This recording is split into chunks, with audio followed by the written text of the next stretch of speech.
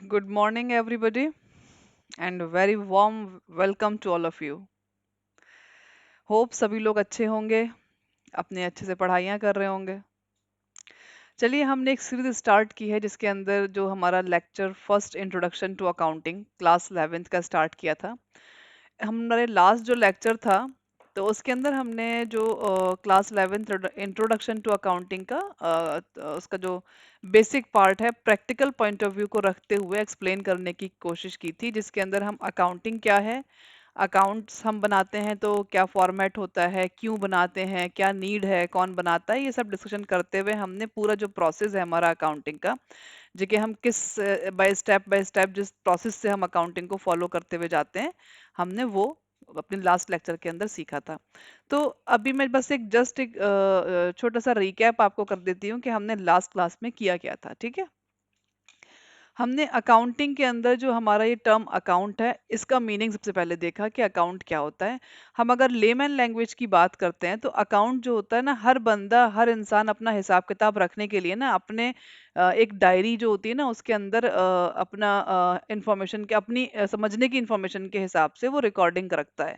लेकिन वो जो रिकॉर्डिंग होती है वो वही समझ सकता है, हर कोई उसको नहीं समझ पाएगा। ठीक है, तो हमारा जो अकाउंट है वो सभी लोगों के लिए अंडरस्टैंडेबल हो, सभी लोग उसको देखते ही समझ जाएं, तो एक स्टैंडर्डाइज फॉर्मेट हमारा गिवन है, जो कि हमारी गाइडलाइंस, हमारी जो हमारी इसकी जो आईसीआई है, ऐसी जो हमारी जो अकाउंटिंग प्रिंसिपल्स हैं, ऐसी जो तो वो सब को फॉलो करते हुए हम अपना ये अकाउंट्स जो अपना प्रिपेयर करते हैं।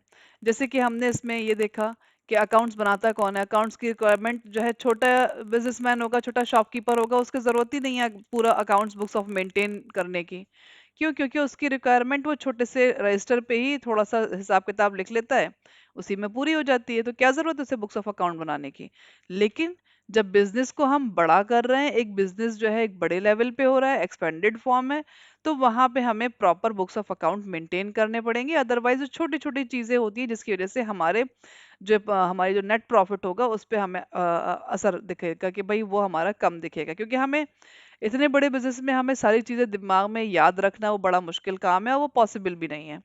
तो क्या होता है कि हम बिजनेसमैन जो होता है वो बुक्स ऑफ अकाउंट को प्रिपेयर करता है, जिससे कि उसे काफी फायदे होते हैं। सिर्फ यही नहीं कि उसने वो देख लिया कि भाई उसको सिर्फ नेट प्रॉफिट से ही पता चल रहा है, उसको वो बाद में भी कंपेयर करने के भी काम आता है कि इस साल में हमने ऐसे किया है तो हमारा ये प्रॉफिट था, देन नेक्स्ट ईयर हमारा इतना है, आगे कितना है। तो ये सब को कंपेयर भी वो कर पाता है और एक तरह से वो एज एविडेंस भी प्रूफ कर पाता है। उसकी प्रॉपर उसको हर इंफॉर्मेशन होती है अपने चीज अपने बिजनेस में होने वाले सारे ट्रांजैक्शंस की, जबकि वो वहां मौजूद नहीं होता। वो उसको बाद में देखता है और उसको वो मतलब फौरन देख के पता चल जाता है उसको कि ये मेरे बिजनेस का ये ट्रांजैक्शन इस टाइम हुआ था, ये इस काम के लिए हुआ था, इसमें इतना पैसा गया था, इतना पैसा वापस आ चुका है, अभी इतना बाकी है। तो ये सब इन्फॉर्मेशन उसे पता कैसे चलता है? अपने बुक्स ऑफ अकाउंट को टैली करके। ठीक है, जब वो आके उसको देखता है तब पता चलता है। चलिए, तो बिजनेस में जो हम बुक्स ऑफ अकाउंट बनाते हैं, तो वो बुक्स ऑफ अकाउंट हमारा फर्स्ट स्टेप क्या है? सबसे पहले हम जर्नल एंट्रीज बनाते हैं, फिर लेजर्स बनाते हैं, देन ट्रायल बैलेंस बनाते हैं। अब ये बनाते कैसे हैं ये तो हम आगे जाके सीखेंगे। अभी जो हम सीख रहे हैं स्टेप बाय स्टेप जाएं, क्योंकि आप न्यू स्टूडेंट हैं, आपको अभी इसकी कोई नॉलेज नहीं है। तो हम छोटी छोटी इंफॉर्मेशन ब्रेक कर करके आपको समझाएंगे, जिससे कि आप बाद में जाके journal entries, ledger, trial balance सब बनाने लगेंगे। ठीक है, अभी आपको इसके लिए परेशान होने की जरूरत नहीं है। बस अभी आप ये समझिए कि अकाउंट्स हमारे बिजनेस जो होते हैं, बड़े बिजनेसमैन वो बनाते हैं, छोटी मोटी शॉप वाले पूरे बुक्स ऑफ अकाउंट मेंटेन नहीं करते हैं, क्योंकि उनकी रिक्वायरमेंट ही नहीं है। जो बुक्स ऑफ अकाउंट का पार्ट है उसके अंदर सबसे पहला स्टेप होता है कि हमारा ट्रांजैक्शन जब बिजनेस के अंदर होता है तो सबसे पहला काम हम क्या करते हैं? जर्नल एंट्री बनाते हैं। उस जर्नल एंट्री से हम लेजर बनाते हैं। देन लेजर जो हमारे प्रिपेयर हो जाते हैं, फिर उनकी क्लोजिंग करते हैं। देन उसके बाद हम अपना ट्रायल बैलेंस बनाते हैं। ये जो ट्रायल बैलेंस का स्टेटमेंट हमारे पास आता है, इससे एक तरह से हमारे पीछे जितने अकाउंटिंग हम करते आए हैं, अगर ये हमारा दोनों side debit and the credit side equal हो जाता है, इट मीन्स जो हम पीछे से अकाउंटिंग करते आ रहे हैं वो करेक्ट है। ठीक है, हमें यहाँ पे एक चेक मिल जाता है कि हाँ भाई, हम पीछे से जो अकाउंटिंग करते हुए आए हैं वो हम सब ठीक करते हुए आए हैं। देन ये जो ट्रायल बैलेंस हमें मिलता है, बन के जो स्टेटमेंट हमारे सामने आता है, इस ट्रायल बैलेंस का यूज करके हम अपने आगे के अकाउंट्स बनाते हैं, जिसको हम कम कलेक्टिवली बोलते हैं, तो मतलब मिला के पूरा तो फाइनल अकाउंट बोलते हैं, मतलब फाइनल अकाउंट हमने बना दिए। तो जिसके अंदर हम ट्रेडिंग अकाउंट बनाते हैं, profit and loss loss account बनाते हैं, एंड बैलेंस शीट बनाते हैं। ट्रेडिंग अकाउंट से आपको क्या मिलता है? आपको ग्रॉस प्रॉफिट मिलता है। जो ग्रॉस प्रॉफिट आपको मिलता है उसको आप क्या करते हैं? नेट प्रॉफिट में ट्रांसफर कर, मतलब प्रॉफिट एंड लॉस अकाउंट में ट्रांसफर करते हैं। Then profit and loss account से आपको नेट प्रॉफिट मिलता है। वो नेट प्रॉफिट क्या होता है? आपको ये पता चलता है कि आपके बिजनेस के अंदर ये प्रॉफिट आपको मिला है। अब वो सिर्फ प्रॉफिट हो ये जरूरी नहीं है, मे बी वो लॉस हो सकता है। ठीक है, नेट प्रॉफिट है या लॉस है वो डिपेंड करता है बिजनेस के ऊपर कि उसने क्या अर्न किया है। ठीक है, जो भी हमें मिलता है, हमें प्रॉफिट मिला सपोज, तो हम हमारी बैलेंस शीट के अंदर लायबिलिटी साइड में जो कैपिटल गिवन हमने लगाया था, जो हमने वहां बैलेंस शीट में लिखा है कैपिटल लायबिलिटी साइड में, तो उसके अंदर प्रॉफिट अगर मिला है हमें नेट प्रॉफिट, तो जाके ऐड कर देते हैं। एंड अगर लॉस मिलता है तो फिर हमें वहां अपने कैपिटल से उस लॉस को माइनस करना होता है।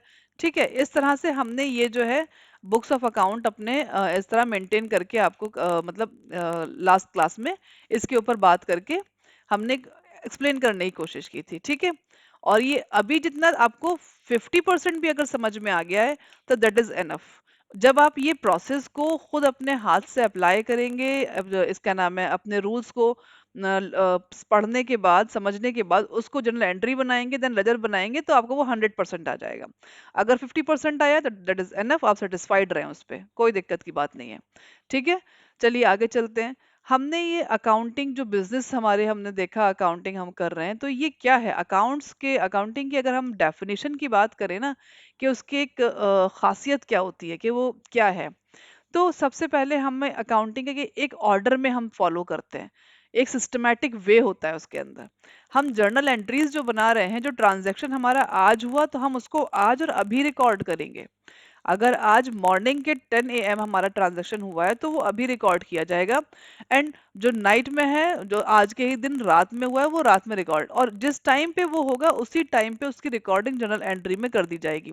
वो ये वेट नहीं किया जाएगा कि नहीं यार पहले एक हफ्ते की पूरी रिकॉर्डिंग हमारे पास आ जाए, उसके बाद हम बनाएंगे पर बैठकर सारे, कि फिर हमें यही नहीं पता है कौन सी डेट में कौन सा ट्रांजैक्शन हुआ है।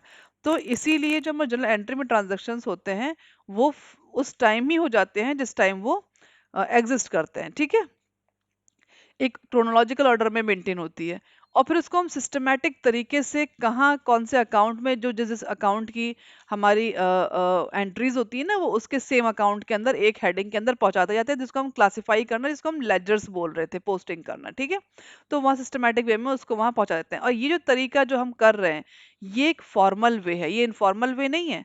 जैसे कि हमारा शॉपकीपर कर रहा था, वो एक इनफॉर्मल वे था, हम फॉर्मल वे फॉलो कर रहे हैं। अगर हम अकाउंट्स को एक ऑर्डर तरीके से सिस्टमैटिक वे में बना रहे हैं और रूल्स को फॉलो करते हुए, रूल्स हमारे क्या है, वो डेबिट क्रेडिट के जो रूल्स है ना, वो हमारे रूल्स हैं, उनको अप्लाई करके हम बना रहे हैं। जो हमारे अकाउंटिंग प्रिंसिपल्स हैं, अकाउंटिंग गाइडलाइंस हैं, उन सबको अपने ध्यान में रखते हुए, उन सबको फॉलो करते हुए अपने रूल्स को अप्लाई करेंगे, अपने हमारे जो बिजनेस में ट्रांजेक्शन हुए उसके अकॉर्डिंग अपनी एंट्रीज बनाएंगे, देन आगे उसको फॉलो अप करते जाएंगे, जिससे कि हमें आगे क्या मिलेगा, लास्ट में जाके अपने साल के हमें अपने नेट प्रॉफिट पता चलेगा कि हमने क्या कमाया है। ठीक है, लॉस कमाया है कि प्रॉफिट कमाया है। चलिए आगे चलते हैं। देन हमने आपको अकाउंट का एक फॉर्मेट बताया, जिसके अंदर ये एक जनरल फॉर्मेट बताया है सिर्फ, कि हमारे अकाउंट्स हमें इस तरह दिखाई देंगे, जिसका हमारा जो क्लासिफिकेशन है वो एक टी शेप के फॉर्म में होगा, और इसका एक साइड डेबिट होगा एंड दूसरा साइड क्रेडिट होगा। ठीक है, और जो डेबिट साइड है उसके अंदर भी 3 कॉलम होंगे। एक कॉलम होगा डेट का, जहां हम क्रोनोलॉजिकल ऑर्डर में जो हमारी डेट उस टाइम पे जिस ट्रांजैक्शन हमारा हुआ है उसके अकॉर्डिंगली हम वो डेट यहाँ लिखेंगे।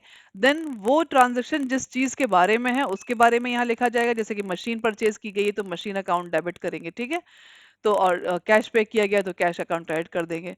और ये है जेएफ का फॉर्म कॉलम, जिसके अंदर हमारे जर्नल फोलियो के अंदर ये इंफॉर्मेशन कहाँ लिखी गई थी, ये हमारे कहाँ पे लिखा गया, तो वो सब चीजें हम यहाँ पे लिखेंगे। ठीक है, अच्छा ये अकाउंट है तो यहाँ पे हम टू आपका मशीन डाल, जैसे मशीन का अकाउंट होगा तो मशीन की इंफॉर्मेशन होगी। यहाँ तो राहुल लिखा हुआ है, तो जिसकी नेम से वो अकाउंट होगा उसी के बारे में वो इन्फॉर्मेशन होगी। यहाँ राहुल का अकाउंट है अगर, तो यहाँ मशीन की इन्फॉर्मेशन नहीं होगी।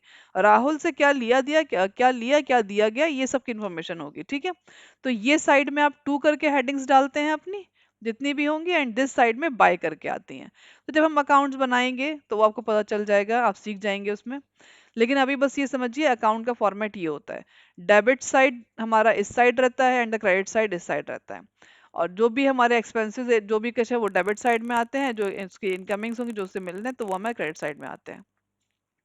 एंड में हम अपने अकाउंट्स को क्लोजिंग कर देते हैं। क्लोजिंग का जो भी हमारा प्रोसेस है कास्टिंग करने का, अकाउंट की टोटलिंग करने का, वो भी हमारा थोड़ा डिफरेंट है। क्या है कि जिस साइड का बैलेंस ज़्यादा आता है उसको हम दोनों साइड लिखते हैं, और जो फिर बैलेंसिंग फिगर हमारा हम कैलकुलेट करते हैं, तो जिस साइड भी कम बचा हुआ मतलब हमारा, तो उसकी बैलेंसिंग फिगर करके हम उस साइड डाल देते हैं। ठीक है, चलिए अकाउंट के बारे में हमने थोड़ा सा ये डेफिनेशन लिखा कि अकाउंट क्या है। अकाउंट एक का टी शेप स्ट्रक्चर है जो कि debit this side the credit this side, और जहाँ पे हम रिकॉर्ड करते हैं सारे ट्रांजैक्शन अपने एक पर्टिकुलर पर्सन के, मतलब पर्टिकुलर हेडिंग के अंदर उसके रिगार्डिंग सारे ट्रांजैक्शन वहाँ लिख देते हैं। ये एक फॉर्मल वे है रिकॉर्डिंग करने का, जो कि डबल एंट्री सिस्टम को फॉलो करता है। डबल एंट्री सिस्टम मतलब क्या डेबिट है क्या क्रेडिट होगा, इस सिस्टम को फॉलो करता है। ठीक है, अगर एक ट्रांजैक्शन डेबिट कर रहे हैं तो उसी का हम दूसरा जो पहलू होगा उसको क्रेडिट करते हैं।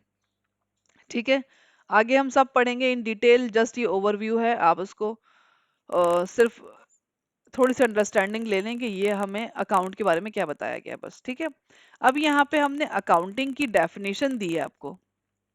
इस डेफिनेशन में क्या दिया है कि जो आपकी बुक में डेफिनेशन होगी, ठीक है, जो हमारी इंस्टीट्यूट्स हैं अकाउंटिंग के, उन्होंने जो हमें डेफिनेशंस बताई हैं कि अकाउंटिंग क्या है, वो हमने यहाँ लिखी है। क्या लिखा है, अकाउंटिंग क्या है, वो आर्ट है, मतलब एक तरह से कला है। क्या करने की, रिकॉर्ड करने की, कि हम बड़े शऊर सलीके से यहाँ पर रिकॉर्डिंग करते हैं। कोई भी चीज कहीं पे भी नहीं लिख देंगे, हर चीज उसका रूल है, उसको रूल को अप्लाई करके वो वहीं पे जाएगी, और उसके साथ उसका टू लगाएंगे। और अगर वो दूसरे क्रेडिट में जा रही है तो उसका बाय लगाएंगे। ठीक है, तो ये क्या कर रहे हैं हम, बड़े उसके अपनी सही जगह उसको जहाँ लिखना है उसको उसके टाइम के हिसाब से, उसके रूल्स के हिसाब से उसको हम पोस्ट कर रहे हैं। ठीक है, तो अकाउंटिंग क्या है, ये आर्ट है, इसीलिए इसको कला बोला गया कि ये आर्ट है। क्यों, क्योंकि वो रिकॉर्ड किया जा रहा है सही तरीके से। रिकॉर्ड करने के बाद उसको फिर क्लासिफाई करते हैं, जिस अकाउंट में वो जाएगा उसको वहां पहुंचाते हैं। देन समराइज करते हैं, मतलब जो उसके हमारा ट्रायल बैलेंस बना उसके फाइनल अकाउंट्स वगैरह बनाते हैं, ये सब चीजें करते हैं। देन आगे हम इसको इंटरप्रेट भी करते हैं, इंटरप्रिटेशन एनालिसिस भी करते हैं, इंटरप्रिटेशन भी करते हैं, देन कम्युनिकेट करते हैं। ठीक है, ये हमने आपको इतना जो प्रोसेस आपको बताया, ये जस्ट ये समझाने के लिए कि आपकी आर्ट कैसे हुई है। ये आर्ट हमारे से कि हमने ये बताया कि हम जैसे अकाउंट में उस चीज को प्रेजेंट कर रहे हैं। हम पैराग्राफ में कोई चीज लिख देंगे तो वो अंडरस्टैंडेबल नहीं होगी, वो पैराग्राफ पढ़ने का भी किसी के पास टाइम नहीं होगा। इस अकाउंट को तो कोई देखेगा और देखते ही समझ जाएगा भाई ये साइड सारे आइटम डेबिट हैं, ये साइड सारे क्रेडिट हैं, और आपका बैलेंसिंग फिगर डेबिट साइड में है। अच्छा ठीक है, इधर क्या है भाई, इधर क्रेडिट साइड में है क्या, तो फिर उससे वो अपना एनालिसिस कर सकता है, समझ सकता है। उसको हर ट्रांजेक्शन को जाके इन डेप्थ देखने की जरूरत नहीं है, वो नीचे की अपने अकाउंटिंग देख कर ही समझ सकता है, टोटलिंग देख कर ही, कि भाई इसमें प्रॉफिट है इसमें लॉस है क्या है। ठीक है, चलिए आगे चलते हैं। स्टेप्स हमने देख ही लिए हैं कि जर्नल एंट्री सबसे पहले हम बनाते हैं जिसको आप रिकॉर्डिंग बोलते हैं, देन हम लेजर्स बनाते हैं एंट्रीज के बाद, उसको हम क्लासिफाई बोलते हैं, और फिर हम ट्रायल बैलेंस बनाते हैं। ठीक है, और ट्रायल बैलेंस के बाद हमारा क्या बनता है, फाइनल अकाउंट्स बनते हैं। और उस फाइनल अकाउंट्स के अंदर हमारे तीन अकाउंट बनते हैं, जो कि हमारा ट्रेडिंग अकाउंट है, and profit and loss and the balance sheet. एक निमोनिक हमने आपको दिया था जो कि इन सारे स्टेप्स को जो हमने यहाँ लिखे हैं ना, जितने हमने डिस्कशन किया, उसका एक निमोनिक ये है कि भाई आप IMRCSAIC, क्या है, IMRCSAIC, ये निमोनिक जो है आपको ये जो अकाउंटिंग के स्टेप्स हैं, अकाउंटिंग कैसे हो रही है, इस चीज को अंडरस्टैंड करने में और शॉर्ट तरीके से दिमाग में रखने में के लिए काम आएगा। ये जो कोड हमने बनाया है, IMRCSAIC, ये AIC आप AI एक साथ कर सकते हैं क्योंकि एनालिसिस एंड इंटरप्रिटेशन है ये। ठीक है, तो अब ये आपकी अंडरस्टैंडिंग के ऊपर है, पता चला आप एनालिसिस के बाद इंटरप्रिटेशन याद ही नहीं कर पा रहे कि क्या था भाई, तो भाई आई लिखा होगा तो आपको पता चल जाएगा कि भाई इंटरप्रिटेशन है यहाँ पर। ठीक है। तो अपने हिसाब से जो आपकी अंडरस्टैंडिंग है अपना बना सकते हैं, ये कोई वैसा नहीं है कि भाई ये इसको ऐसे ही आपको करना है, आप उसको कोई और तरीका बना पा रहे हैं आप वो बना लीजिए, जो आपको इजी करे अंडरस्टैंड करने में कि हमारे स्टेप्स क्या थे। हम इन वर्ड्स को इधर उधर नहीं कर सकते हैं, आर को पहले नहीं ला सकते, आर अपने थर्ड स्टेप पे ही आ रहा है तो वो थर्ड पे ही रहेगा। रिकॉर्डिंग कब होगी? जब हम आइडेंटिफाई कर चुके होंगे और मेजर कर चुके होंगे मनी टर्म्स में, तभी तो रिकॉर्डिंग करेंगे। तो इसका कोई और वे नहीं है आप इसको शॉर्ट फॉर्म मतलब निमोनिक्स बनाने का, तो इसको आप इसको ऐसे ही याद करेंगे, IMRC एंड SAIC। ठीक है। तो IMRC क्या था? हमारा आइडेंटिफाई, सबसे पहला स्टेप हमारा क्या था? हम आइडेंटिफाई कर रहे थे बिजनेस ट्रांजैक्शंस को, देन हम मेजर कर रहे थे अपने मनी टर्म्स में, और फिर उसको रिकॉर्ड कर रहे थे अपने अकाउंट्स में। मतलब सबसे पहला स्टेप हम बना रहे थे जो कि जर्नल एंट्री था। ठीक है। देन उसको हमने क्लासिफाई किया, जो कि जो जर्नल एंट्री में हमने बनाया उसको हमने अपने बुक्स ऑफ अकाउंट में सॉरी लेजर्स के अंदर पोस्टिंग कर दी। एंड देन इसको समराइज किया, ट्रायल बैलेंस वगैरह बनाया, उससे हमारे अकाउंट्स बने, सारे फाइनल अकाउंट्स बनाए। और उस अकाउंट्स के बनने के बाद हमने क्या एनालाइज किया कि भाई हमारा प्रॉफिट क्या है, या हम लॉस में हैं, या हमारी फाइनेंशियल पोजीशन क्या है, मतलब हमारे पास एसेट्स कितने हैं, हमारे पास लायबिलिटीज कितनी है, ज्यादा है कम है, इन सब चीजों को देखा। ठीक है। देन ये करने के बाद फिर हमारा जो भी रिजल्ट आता है, जो भी हमारी इंटरेस्टेड पार्टीज होती हैं बिजनेस के अंदर जो हमारा इंटरेस्ट रखती हैं, उनसे हम उनको कम्युनिकेट कर देते हैं। और हमारी जो कम्युनिकेट जिनको करते हैं, तो वो पार्टीज जो होती हैं, हो सकता है वो इंटरनल लोग हों, हो सकता है वो एक्सटर्नल हों। इंटरनल सबसे पहले तो हमारे ओनर हैं, वो तो हमारे इंटरेस्टेड होंगे ही कि भाई क्या हुआ है, हम क्या उन्हें जानना तो होगा इस चीज के बारे में। तो इंटरनल में हमारे ओनर हैं, एम्प्लॉय हो गया, हमारा मैनेजमेंट हो गया, ये सब लोग जानने को चाहते हैं। और हमारे एक्सटर्नल की बात करें तो उसमें हमारी पब्लिक जो आ जाती है, नॉर्मल लोग जो हमारे बिजनेस इनका रिलेशन उस तरह से नहीं है, बाहर के लोग हैं वो, जैसे कि बैंक हो गई, कोई रिसर्चर्स हो गए, या फिर हमारे क्रेडिटर्स जो हमें उधार में माल दे देते हैं ना, सप्लाई कर देते हैं हमें, हम जिस चीज़ से काम करते हैं। तो वो भी ये जानना चाहते हैं कि ये हमसे माल उठा रहे हैं, ये हमारा पैसा चुका पाएंगे बाद में कि नहीं चुका चुका पाएंगे। ठीक है। तो वो भी इंटरेस्टेड होते हैं। चलिए आगे चलते हैं। अब इसके बाद हमने इसी चीज को जो हमने आपको एक्सप्लेन किया था कि एक बिजनेस के पॉइंट ऑफ व्यू से रख के कि एक मिस्टर ओनर है जिन्होंने 3 लाख का इन्वेस्टमेंट किया है बिजनेस में, और वो क्या भाई बाटा शूज बनाते हैं। तो उसके हिसाब से हमने एज्यूम करवाए थे कि आप खुद सोचिए कि आप ही ओनर हैं और आप ही बिजनेस चला रहे हैं बाटा शूज का। तो सबसे पहले आपने क्या किया होगा? आपने फैक्ट्री रेंट पे लिया होगा, मशीनरी का सेटअप किया होगा, वर्कर्स और एम्प्लॉयज को हायर किया होगा, रॉ मटेरियल परचेज किया होगा, लेदर लाए होंगे कहीं से, और फिर न्यू मशीन भी हो सकता है हमें और रिक्वायरमेंट हो किसी नए मशीन की, तो उसको हमने लगाया होगा। हमने फिर जो वर्कर्स हमारे यहाँ काम कर रहे थे, लेदर को क्लीनिंग वगैरह कर रहे थे, उनको वेजेस पेड किया होगा। हमारा स्टाफ जो सारा रिकॉर्ड्स मेंटेन कर रहा है, उस स्टाफ को हमने सैलरी पे किया होगा। हमने फिर उसके बाद अपने गुड्स को सेल किया, उससे हमें इनकम आई होगी।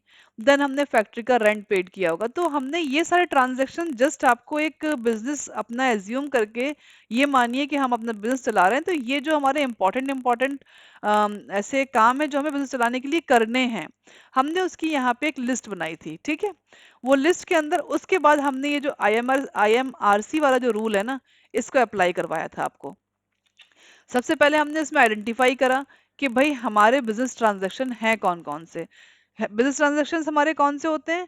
जो कि हमारे, अब यहाँ पे ये सारे तो बिजनेस ट्रांजैक्शन हैं क्योंकि हम फैक्ट्री ले रहे हैं, हम वर्कर्स को हायर कर रहे हैं, हम रॉ मटेरियल ले रहे हैं, सब बिजनेस ट्रांजैक्शन है। लेकिन ये देखने के बाद हमारा जो कौन से मनी टर्म में कन्वर्ट हो रहे हैं, तो हमें ये देखना होगा, क्योंकि हम अपने अकाउंट्स के अंदर कौन से ट्रांजैक्शन लेके जाते हैं जो बिजनेस ट्रांजैक्शन तो हो, बिजनेस ट्रांजैक्शन के साथ साथ वो मॉनेटरी टर्म्स में भी हो, वही जाएगा। जो सिर्फ बिजनेस ट्रांजैक्शन है वो अकाउंट्स में नहीं जाएगा। वो हमारे, हम बिजनेस चला रहे हैं वो उसको हम रिकॉर्ड नहीं करेंगे जाके कि अकाउंटिंग करने लगे कि भाई उसने, एक हमारे मैनेजमेंट ने, हमारी टीम ने एक बड़े क्लाइंट के साथ बड़ी 2 घंटे की मीटिंग की है, इसको रिकॉर्ड कर दिया, 2 आवर्स की मीटिंग हुई है। ये रिकॉर्ड नहीं करेंगे। हाँ, उस मीटिंग में अगर कोई खर्चा हुआ है तो उसको जरूर रिकॉर्ड करेंगे। ठीक है। तो ये चीज आपको अंडरस्टैंड हो गई होगी। हमें बिजनेस ट्रांजैक्शंस पहले देखने, सबसे पहला स्टेप हमारा यही है, आइडेंटिफाई करना, देन मेजर करना। मनी टर्म में जो जो मनी टर्म में होगा वो सब हमारे कहाँ आ जाएगा? बिजनेस ट्रांजैक्शन, इसमें हमारे अकाउंटिंग के अंदर आ जाएगा। ठीक है। हमने अकाउंट्स में ले आएंगे उसके। अब जब हम अकाउंट्स के लाने के लिए उसको तैयार हो जाएंगे, भाई हमें इसको रिकॉर्डिंग करनी है, तो सबसे पहला काम हमें क्या करना है, रिकॉर्ड करना है। तो वो क्या बनाएंगे, हम जर्नल एंट्री बनाएंगे। बताइए क्या बनाएंगे। कई बार हमने इसको लास्ट क्लास में भी कर लिया है और अभी भी हमने एक बार आपको बता दिया है। तो सबसे पहला स्टेप हमारा क्या बनेगा, हम्म, जर्नल एंट्री। ठीक है। तो जर्नल एंट्री के अंदर हम क्या करते हैं, रूल्स अप्लाई करते हैं और उसको जर्नल एंट्री के जो भी इनका पैटर्न है, फॉर्मेट है, उसके अकॉर्डिंग उसको हम नोट कर देते हैं। ठीक है। और उसका नरेशन लिखते हैं।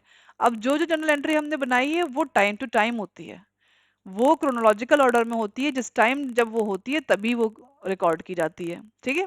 देन उसके बाद हम सेकंड स्टेप पे आते हैं, क्लासिफाई करना। जो कुछ हम जर्नल एंट्री में करा उसको उसके अकाउंट्स में जाके लिख देंगे, सबके सेपरेट सेपरेट। ठीक है। तो यही चीज हमने आपको नीचे दिखाई भी है। और फिर चलिए नीचे ही आ जाते हैं कि कहाँ पे हमने करा है इसको। ये देखिए आइडेंटिफाई कर लिए यहाँ पे। आइडेंट ये वाला जो स्टेप है हमने आइडेंटिफाई वाला, इसमें हमने दो स्टेप्स एक साथ मिला दिए हैं, identify and measuring the term in terms of money. तो वो एक साथ हमने करके यहाँ पे जो मॉनेटरी टर्म्स में हुए उन्हीं ट्रांजेक्शन्स को यहाँ पे लिखा है और सारों को नहीं लिखा।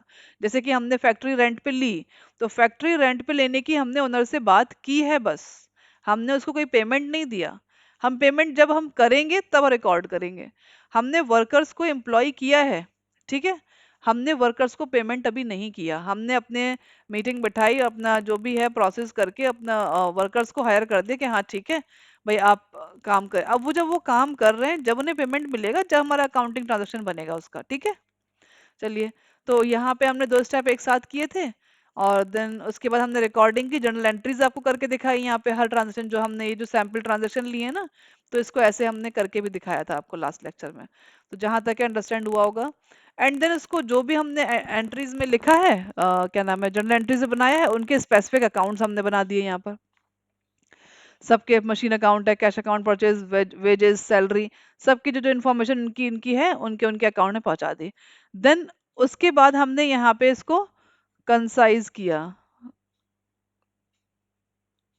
कंसाइज और शॉर्ट फॉर्म में हमने यहाँ पे इसको लिखा। ठीक है।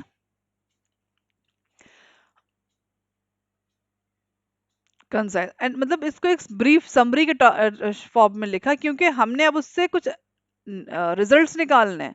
अब इतने बड़े हमारे लेजर्स तो बने होंगे कम से कम दो चार रजिस्टर्स के अंदर, तो दो चार रजिस्टर लेकर बैठेंगे तो हमारा कोई रिजल्ट नहीं निकलेगा। हम उन सारे लेजर्स को क्लोजिंग करेंगे, उनके रिजल्ट्स, उनकी जो मेन मेन चीजें होंगी ना, मतलब जिस अकाउंट में कुछ भी बैलेंसिंग फिगर बचा होगा, डेबिट है क्रेडिट है, उसके अकॉर्डिंगली उसका हेड लिखकर, उसका नाम लिख के हम ट्रायल बैलेंस में लाके नोट कर देंगे। और जिससे कि हमारे पास एक ट्रायल बैलेंस एक छोटी फॉर्म में आ जाएगा, जिसके अंदर जिन जिन ट्रांजेक्शन्स, जिन जो अकाउंट्स हमारे अभी बचे हैं, उनके बारे में इंफॉर्मेशन होगी।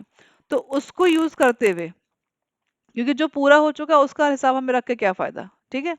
हमने किसी से पैसा लिया और उसका हम चुका दिया, तो उसका हिसाब रख के हमें क्या फायदा है, वो तो चुक गया ना।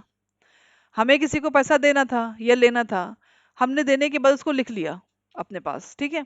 और लिखने के बाद, और फिर जब हमारा वो पेमेंट हो चुका, अब हम उसका क्या करेंगे, कोई काम नहीं है हमें उसका, वो ठीक है अकाउंट रजिस्टर में रखा हुआ है, खाली लिखा हुआ है। हमें अब आगे ट्रेडिंग में उसको ट्रायल बैलेंस में लेके नहीं आना है उसको। ट्रायल बैलेंस में क्या आएंगे, जिसमें कुछ ना कुछ बचेगा वही हम लाके इसमें ट्रांसफर करते हैं। ठीक है।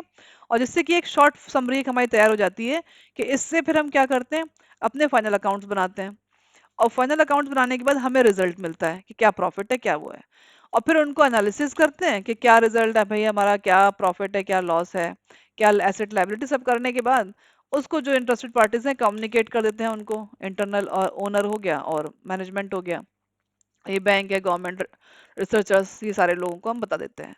चलिए, अब हमने नया जो आपको स्टार्ट करना है, दैट इज क्या, ये जो हमने पढ़ा अभी तक, ठीक है, IMRC, ये जो चीज है यहां तक की, आइडेंटिफाई करना, मेजर करना, रिकॉर्ड करना, क्लासिफाई करना, ये क्या है, इसको हम अकाउंटिंग टर्मिनोलॉजी एक और आती है आपके सामने, दैट इज बुक कीपिंग। इसको आप क्या बोलते हैं, बुक कीपिंग। बुक कीपिंग क्या है, एक तरह से हमें books of account he maintain कर रहे हैं, खाली हम बहुत ज्यादा दिमाग वाला काम नहीं कर रहे हैं इसके अंदर, मतलब हम अपने आप डिसीजंस नहीं ले रहे हैं। ठीक है, डिसीजन मेकिंग नहीं कर रहे हैं यहाँ पे। हमें डिसीजन मेकिंग कर रहे हैं, मतलब कितने हद तक की कर रहे हैं, हमारे जो रूल्स फिक्स हैं, ये चीज एसेट है तो डेबिट बढ़ रहा है तो डेबिट होगा, और कम हो रहा है तो क्रेडिट होगा। ये रूल हो गया, ये रूल हमें पता है, ये रूल हमने सीख लिया। अब यही रूल को हम हर ट्रांजेक्शन पे अप्लाई करते जाएंगे। तो इसके अंदर कोई आप क्रिटिकल थिंकिंग नहीं कर रहे। आपका एसेट बढ़ा, डेबिट कर दिया, एसेट कम हो, क्रेडिट कर दिया। अब क्रिटिकल थिंकिंग जो हम कहाँ करेंगे, जब हम कोई बिजनेस के लिए डिसीजंस लेंगे कि हमारा बिजनेस प्रॉफिट में है, लॉस में है। नहीं भाई, हमने ऐसी चीज अपनी लाइबिलिटीज को कम ज्यादा जो भी कुछ करना है, तो बिजनेस की अच्छी ग्रोथ के लिए, इंप्रूवमेंट के लिए हमें अगर कोई वो करना पड़ रहा है, एक क्रिटिकल थिंकिंग करके कोई डिसीजन लेना पड़ रहा है, तो वो बुक कीपिंग में नहीं आएगा। बुक कीपिंग में क्या आएगा?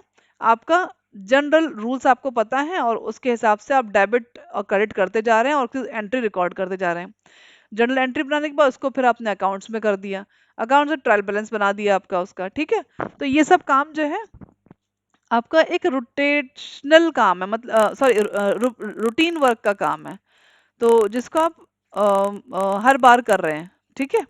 तो इसमें आप इतने प्रैक्टिस हो जाती है, और जिसके आपको बहुत ज़्यादा एक्सपर्टीज की ज़रूरत भी नहीं है इस काम के लिए।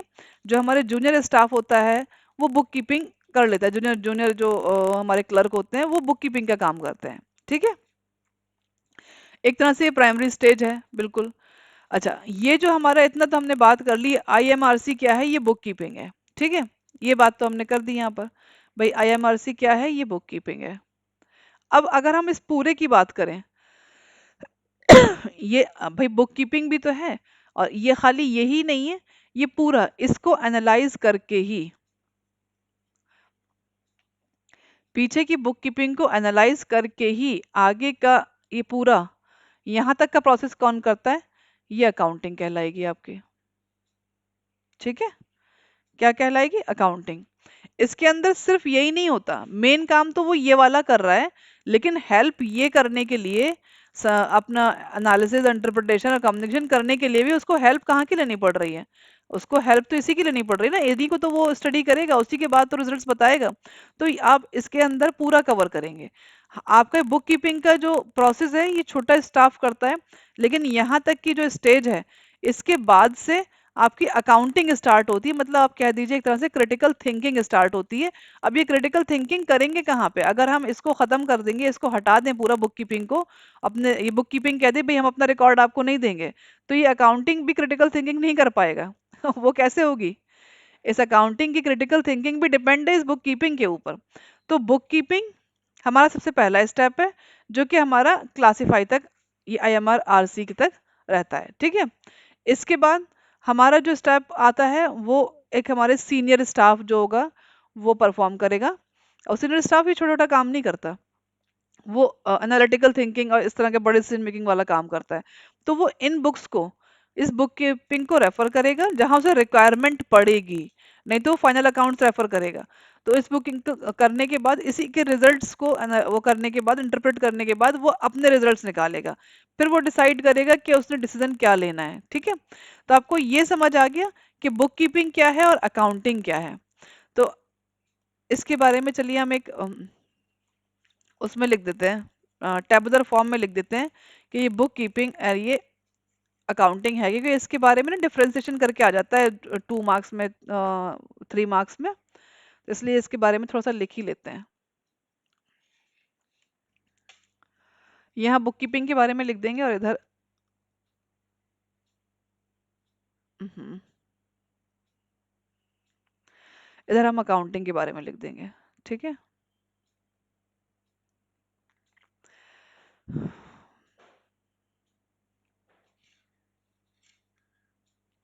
बुक कीपिंग के अंदर क्या है? It involves IMRC। आप भी साथ साथ में बोलिए। बुक कीपिंग के अंदर क्या है? IMRC, मतलब आइडेंटिफाई, मेजर करना, रिकॉर्ड करना, क्लासिफाई करना, ठीक है। और ये क्या है? एक प्राइमरी स्टेज है, क्योंकि सबसे पहले तो यही काम होता है ना। जब ट्रांजैक्शन जिस टाइम पे हुआ, तो फौरन सबसे पहला जूनियर स्टाफ उसको पकड़ेगा और फौरन उसको रिकॉर्ड करना शुरू कर देगा, ठीक है। और ये एक क्या है? रूटीन जॉब है, मतलब सेम चीज बार बार होगी। हर बार ट्रांजैक्शन आएगा, ट्रांजैक्शन पे वो जो अकाउंटेंट है, वो जो है हमारा जूनियर स्टाफ, वो रूल अप्लाई करेगा, उसके अकॉर्डिंगली उसको रिकॉर्ड कर देगा। तो ये क्या है? एक रूटीन नेचर की जॉब है, ठीक है, रूटीन नेचर। देन कौन परफॉर्म करता है?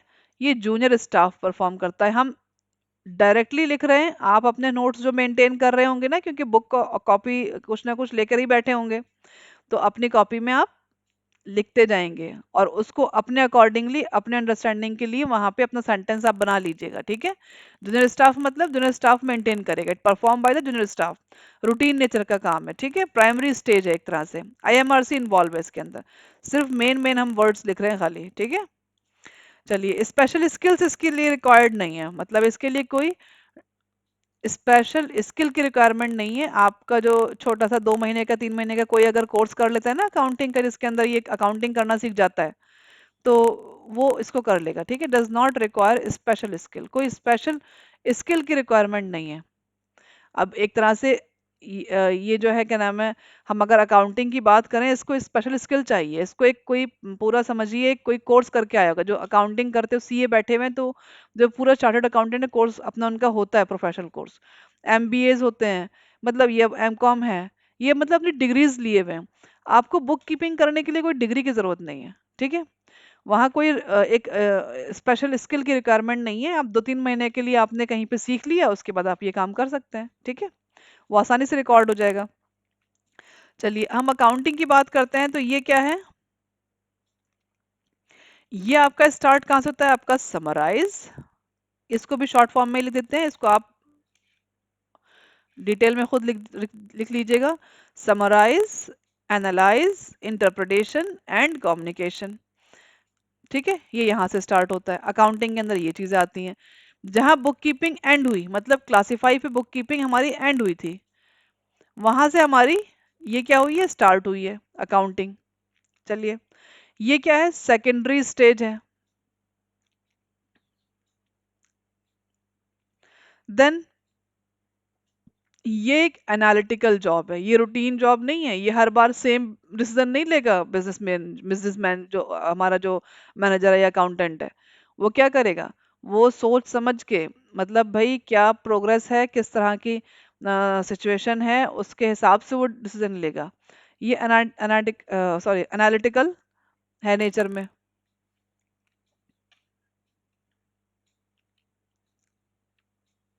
ठीक है, आगे आते हैं, इसको सीनियर स्टाफ परफॉर्म करता है। इसको 2-3 महीने का महीने का कोर्स करने के बाद कोई बंदा उसके अंदर इतनी अंडरस्टैंडेबिलिटी नहीं आएगी कि वो अच्छे से डिसीजन ले पाए बिजनेस के पॉइंट ऑफ व्यू के हिसाब से। ठीक है, सीनियर स्टाफ परफॉर्म करता है। आगे चलते हैं, इसके लिए स्पेशल रिक्वायरमेंट चाहिए, मतलब स्पेशल स्किल की रिक्वायरमेंट है, इसके लिए स्पेशल स्किल चाहिए, रिक्वायर्ड लिख देते हैं आगे। ठीक है, क्लियर? ये सब हमने बात जो की आईएमआरसी का फुल स्टेप इन डिटेल, जिसने कभी अकाउंटिंग को देखा नहीं होगा, कभी समझा नहीं होगा, वैसे भी आप सभी लोग ऐसे ही होंगे जिसने अकाउंटिंग नहीं देखा होगा, क्योंकि सभी लोग 11th के स्टूडेंट हैं, सभी न्यू हैं, ऑल सब्जेक्ट्स पढ़ते हुए आए हैं, science, Hindi, math, English, social science, research करके अब आप आपका कैटेगराइजेशन हो गया है। ठीक है, अब यहाँ पे आपके अकाउंटिंग एक टर्म आपके सामने, अकाउंटिंग एक सब्जेक्ट बनकर आ गया है, तो आप सभी न्यू हैं। तो मुझे पूरी उम्मीद है, और जिस तरह हम एक्सप्लेन किया है मैंने, तो मुझे पूरा इसमें अपने कॉन्फिडेंस है कि आपको ये बहुत अच्छे से समझ में आ चुका होगा। चलिए, अब आगे चलते हैं। इसके ये जो हमने आईएमआरसी और सीएएस जितना भी है पूरा ये करा जो हमने, ये सब हमें क्या दे रहा है? ये इस सब चीजों से हमें जो इन्फॉर्मेशन मिल रही है, क्योंकि वो कौन सी इन्फॉर्मेशन मिल रही है हमें?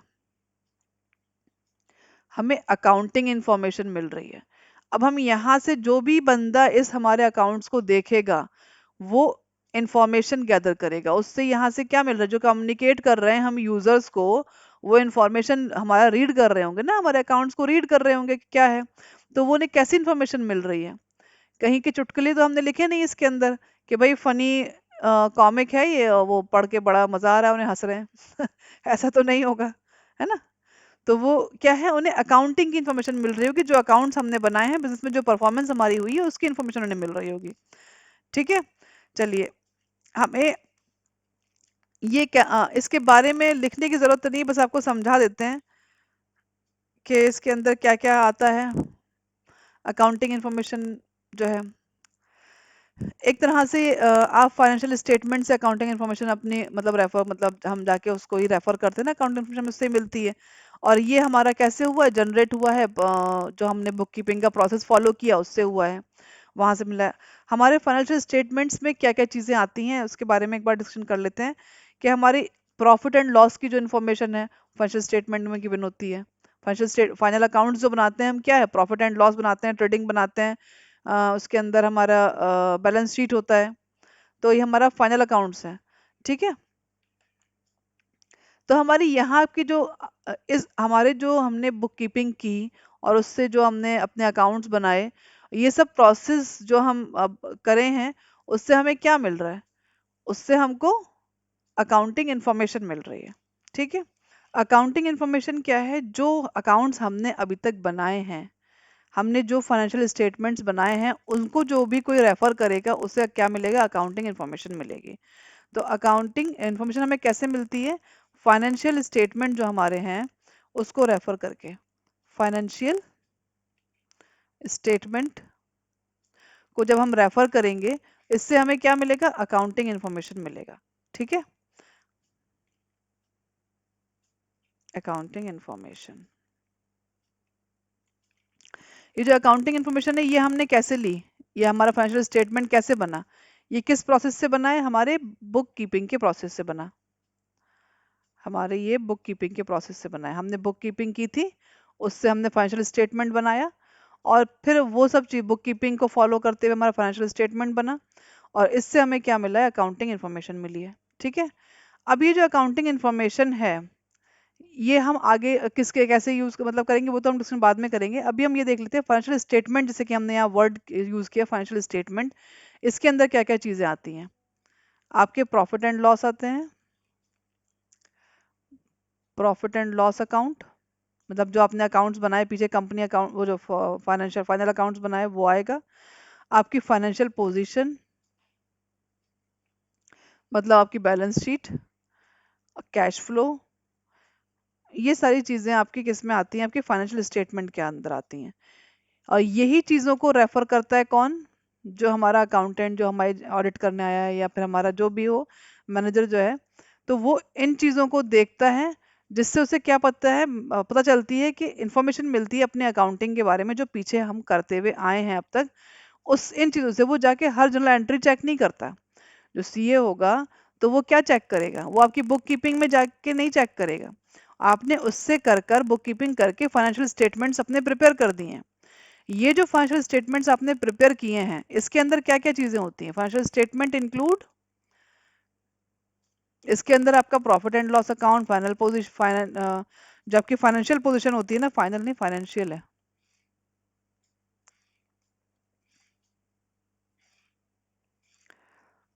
फाइनेंशियल। ठीक है। जो आपकी बिजनेस पोजीशन है, मतलब ठीक है, फाइनेंशियल पोजीशन पता चलती है आपको, और क्या कैश फ्लो हुआ है, कितना कैश आया गया, इन सब का पूरा रिकॉर्ड। तो अकाउंट जो हमारा सीनियर मैनेजर है, वो इन सब को चेक करता है। जब उसे कहीं कुछ दिक्कत नजर आती है, तब जाके आपके वो पीछे के रिकॉर्ड्स को वेरीफाई करता है, जाके आपके वाउचर्स, आपके एंट्री, आपके अकाउंट्स जाके खोलता है, या फिर वो बोलते हैं इसको दिखाओ मुझे। ठीक है। तो आपको जाके आपके पास सब इन्फॉर्मेशन आपने रिकॉर्ड किया है, तो आप जाके उसको दिखा देते हैं। ठीक है। चलिए, अकाउंटिंग इन्फॉर्मेशन की मतलब कैरेक्टरिस्टिक की बात करते हैं, कि अगर हम एक अकाउंटिंग इन्फॉर्मेशन अच्छी कब मानी जाएगी, कि आपने, अब जैसे कि अकाउंटिंग इन्फॉर्मेशन अच्छी कब मानी जाएगी, सपोज करिए कि कोई स्टेशनरी है, स्टेशनरी के अंदर हम जो है काफी सारी चीजें छोटी छोटी खरीदते हैं। हम उसमें पेन होगा, पेपर्स होंगे, डायरी होगी, स्टेपलर होगा, फेविकॉल हो सकता है, या कुछ भी और भी जो हमें रिक्वायरमेंट है स्टेशनरी में हम लिखते हैं। क्या हम उन चीजों को अलग अलग सेपरेट सेपरेट करके तो पूरा नहीं लिखेंगे ना, उसको हमने एक समराइज कर, मतलब उसको छोटा सा करके और एक ना हेडिंग डाल के स्टेशनरी, उसको हमने रिकॉर्ड किया। तो क्या है, उससे हमें स्टेशनरी का मतलब एक छोटी जगह पे, क्योंकि वो ज्यादा इंपॉर्टेंट इन्फॉर्मेशन नहीं थी कि आप उससे पूरा अकाउंट्स अपना हौच पौच कर दें, हेस्टी कर दें। ठीक है। तो उसके लिए क्या, आपने एक स्टेशनरी डाला, उसमें जितनी भी हैं वो कर दिए। अब जैसे कि पेटी कैश है, तो एक पेटी कैश क्या है, ये हमारे छोटे मोटे ऐसे खर्चे, इनके अलग अलग नाम लेके हमें अपने अकाउंट्स गंदा नहीं करना, हम मेन मेन जो जिनसे फर्क पड़ रहा है हमारे अकाउंट्स में, हमारे बिजनेस में, उन अकाउंट्स को हम अच्छे तरीके से और पूरा बड़ी फॉर्म में, मतलब बड़े अकाउंट सिस्टमेटिक तरीके से बनाएंगे। ठीक है, तो इसके बारे में हमारी कैरेक्टरिस्टिक्स हम लिख लेते हैं कि हमारी अकाउंटिंग इंफॉर्मेशन जो जो कैरेक्टरिस्टिक्स है, कैरेक्टरिस्टिक्स ऑफ अकाउंटिंग इंफॉर्मेशन क्या होनी चाहिए, मतलब हमारी अकाउंटिंग इंफॉर्मेशन जो होनी चाहिए वो कैसी होनी चाहिए।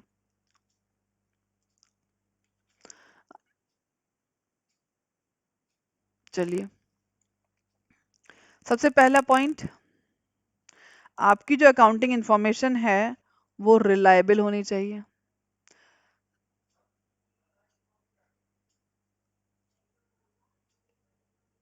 रिलायबिलिटी,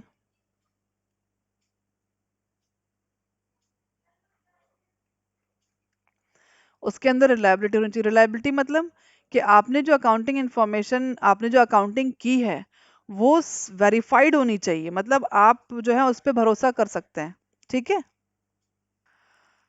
रिलायबिलिटी होनी चाहिए, मतलब उसके अंदर आपका, आपकी जो अकाउंटिंग इंफॉर्मेशन है वो भरोसे के लायक होनी चाहिए, विश्वसनीय होनी चाहिए। वो वाउचर से, वाउचर्स आपके हैं, मतलब उसका आपके पास एविडेंस होने चाहिए, आपके पास प्रूफ होना चाहिए कि हाँ ये ट्रांजैक्शन हुआ है। ठीक है, सेकंड, वो रेलिवेंस होना चाहिए, आप जो लिख रहे हैं वो रिलेटेड इन्फॉर्मेशन उसको आपके स्टेटमेंट में मिले, कि जिससे जो इन्फॉर्मेशन वो चाहता है, मतलब अकाउंटिंग हमारी चाहती है, अकाउंट्स हम बना रहे हैं जिस पर्पस के लिए बना रहे हैं उस पर्पस के अकॉर्डिंग होना चाहिए। मतलब accounting information must be relevant to the user, जो भी बंदा उसे यूज कर रहा है उसको पता है कि वो इस फाइनेंशियल स्टेटमेंट अगर रेफर कर रहा है तो उसके जो उसको इंफॉर्मेशन की रिक्वायरमेंट है उसकी वो फुलफिल होनी चाहिए, रेलिवेंस होना चाहिए। Which helps in decision making, जो कि भाई अब उसने फाइनल अकाउंट उठाया, उसने बैलेंस शीट को रेफर कर रहा है, तो उसकी इन्फॉर्मेशन उसको ऐसी मिलनी चाहिए कि जिससे कि वो कोई डिसीजन उसमें बना पाए। कंफ्यूजिंग नहीं होना चाहिए कि भाई उसे समझ ही नहीं आ रहा है कि क्या है ना। तो वो इस तरह होना चाहिए कि वो उससे कोई डिसीजन मेकिंग कर पाए, वो यूजफुल होना चाहिए उसकी डिसीजन मेकिंग के अंदर। ठीक है, यूजफुल होना चाहिए किसमें, उसकी डिसीजन मेकिंग, जो यूजर इसको कर रहा है तो वो जिस काम को करने के लिए वो कर रहा है तो उससे वो कोई फैसला, कोई डिसीजन ले पाए। ठीक है, आगे चलते हैं। अंडरस्टैंडेबिलिटी होनी चाहिए, वो सबको समझ में आ भी रहे हों, आपने ऐसे ना बना दें कि वो समझ में ही ना आए, मतलब कि आप ऐसे फॉर्मूलाज, ऐसे मतलब जो हमारे स्टैंडर्ड तरीका है उसी को फॉलो करते हुए अपने रूल्स, अपने अकाउंट्स को बनाएं, जो प्रिस्क्राइब्ड मैनर है हमारा उसे फॉर्म में, जिससे कि हर कोई इसको समझ सके। हमने जैसे कि हम डेप्रिसिएशन में कौन सा मेथड लगा रहे हैं, तो हमारा WDV एंड SLM ये दो प्रेफर्ड ज़्यादा मेथड हैं, तो उसी से हम उसको लगा रहे हैं। और जो एक साल लगा रहे हैं फिर वो आगे कंटिन्यू लगाते रहें, ऐसा नहीं करें इस नहीं इस भाई हमारे डेप्रिसिएशन में तो बहुत सारे मेथड्स हैं, तो अब डेप्रिसिएशन के इस साल हमारा मन है भाई हम SLM लगा लेते हैं, नेक्स्ट ईयर हम WDV लगा लेंगे, उसके बाद फिर एन्युटी लगा लेंगे, फिर कुछ और लगा लेंगे। तो इससे क्या है, आपके जो रिजल्ट्स हैं वो सही रिजल्ट नहीं है, मतलब जो आप अकाउंट्स बना रहे हो रिजल्ट्स नहीं निकलेंगे, वो जो बंदा उसको देख रहा है उसको समझ ही नहीं आएगा, अंडरस्टैंडेबिलिटी नहीं मिलेगी उसको।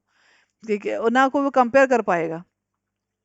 ठीक है, और सबसे उसके कंपेरेबिलिटी भी होनी चाहिए। कंपेरेबिलिटी के लिए यही वाला जो मैंने आपको डेफिनेशन बताया, तो इसके लिए कंपेयर करने के लिए बहुत इंपॉर्टेंट है। ठीक है, कंपेरेबिलिटी भी होनी चाहिए, क्योंकि हम अगर हर साल अलग अलग रूल्स फॉलो करने लगेंगे और अलग अलग मेथड लगा देंगे तो उससे क्या फ़ायदा होगा, हम उससे हमारे अकाउंट्स जो हैं उसकी जो रिजल्ट्स होंगे वो हमारे जेन्युइन रिजल्ट्स नहीं कहलाएंगे, मतलब हमारे फ्लक्चुएशंस आएंगे उससे। जो हम इस साल लगाए हैं मेथड वही हम नेक्स्ट ईयर भी लगाएंगे, तो उससे हमें इजी होगा। हमें पता है कि हम जो इस साल रिजल्ट फॉर्मूला मेथड लगा के अपना डेफिनेशन कैलकुलेट किए हैं और जो नेक्स्ट हम आगे ईयर है उसमें कर रहे हैं, तो उससे जो रिजल्ट और दोनों से जो रिजल्ट आएंगे वो कंपैरेबल होंगे। तो उसमें क्या है, उन रिजल्ट्स की वैल्यू होगी कि वही दोनों एक ही तरीके से किए गए हैं और इसमें इतना डिफरेंस आया और इसमें इतना डिफरेंस है। तो वो एक अंडरस्टैंडेबल वाली बात होगी कि भाई हमने सेम चीज फॉलो करके रिजल्ट सेम सेम चेंज क्यों आए, वो भी इतने फ्लक्चुएशंस क्यों हैं, तो वहां कोई वो डिसीजन मेकिंग कर पाएगा। ठीक है, तो अकाउंटिंग इन्फॉर्मेशन जो हमारी होनी चाहिए, उसकी सबसे अच्छी अकाउंटिंग इन्फॉर्मेशन कब कहलाएगी?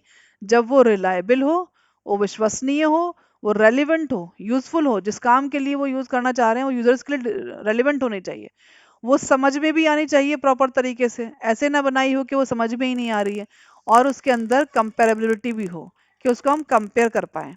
ठीक है।